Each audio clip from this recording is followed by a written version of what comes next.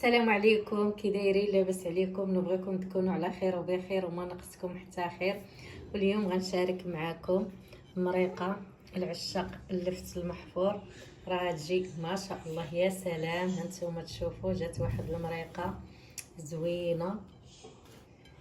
كنتمنى اللي ما عمرو جرب هكا مبتدئات اللفت المحفور يجربوا بهذه الطريقه. ودابا غندوزو للمقادير وطريقه التحضير. غنشارك معكم اللحم باللفت المحفور ولا اللفت البلدي، كل واحد وكيفاش يسميه. عندي هنا رويز البصله شلطو، وعندي هنا اللحم كميه دقه حسب الافراد، وعندي هنا حبه مطيشه محكوكه تقدروا تقطعوها اللي ما بغاش يحكا، نص كاس زيت.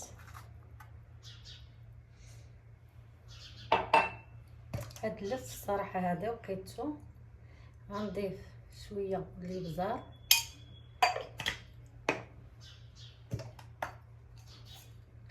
ونضيف مليحه حتى نذوقو.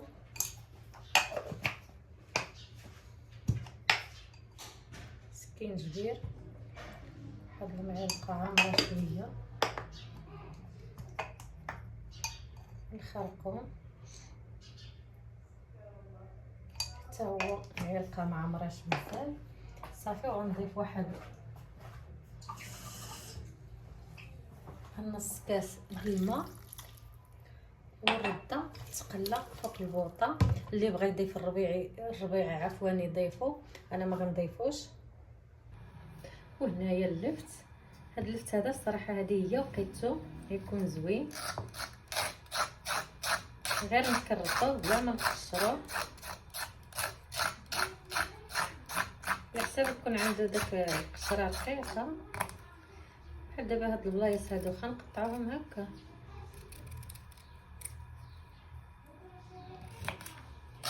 صافي، غير نكرطو على هاد الشكل.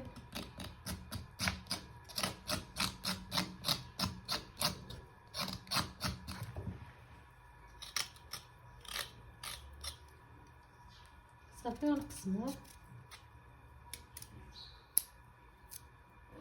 كانوا رقاق هكا نخليهم ساخنين بحال دابا هذه رقيقه، بلا ما نقسموهم، نقسمو غير داك الغليظ.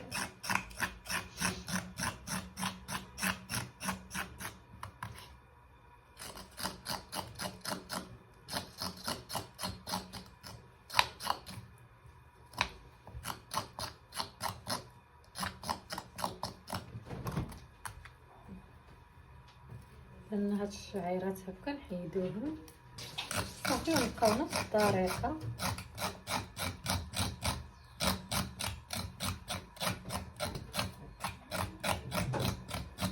هذا الصراحه راه فيه مثلا كاين واحد النوع يكون على دور العام، غير هو يكون مر شويه، مصلح ديرو غير تكسكسو بحال هذا. واخا عنده هاد الوقيته الصراحه يكون فيها كتير، نقسمو على 4 صافي. غنبقى نفس الطريقه حتى نسالي ونرجع معاه.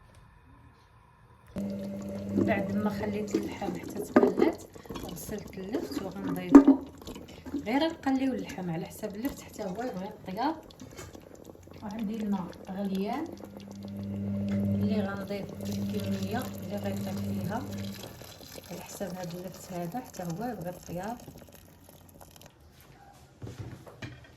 من بعد ما طابت هانتوما تشوفوا، المهم التقليه تبقى حسب الافراد والكميه حتى هي تبقى حسب الافراد،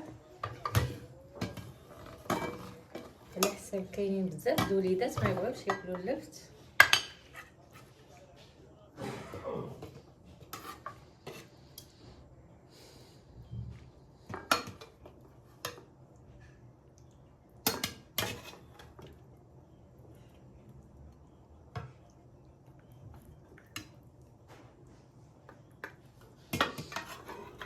نتوما جات ما شاء الله خاتره وزوينه، يا سلام.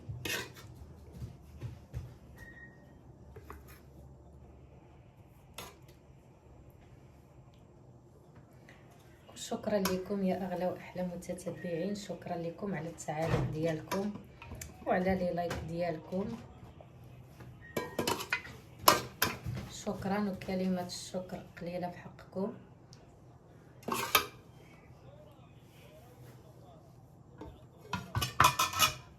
وهذا هو الطبق ديالنا، وبالصحه والراحه.